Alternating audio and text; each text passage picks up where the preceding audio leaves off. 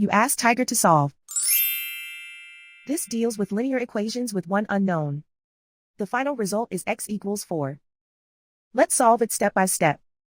Simplify the expression. Expand the parentheses.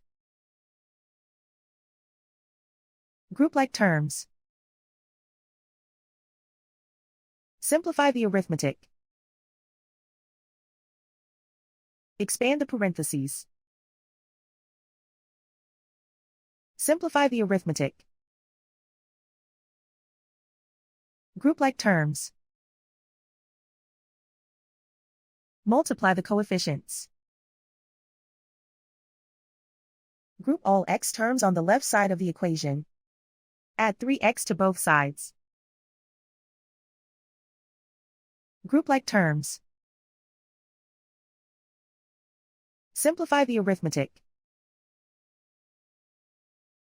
Group like terms.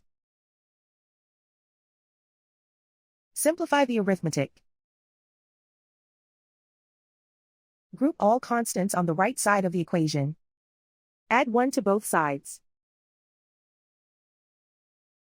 Simplify the arithmetic.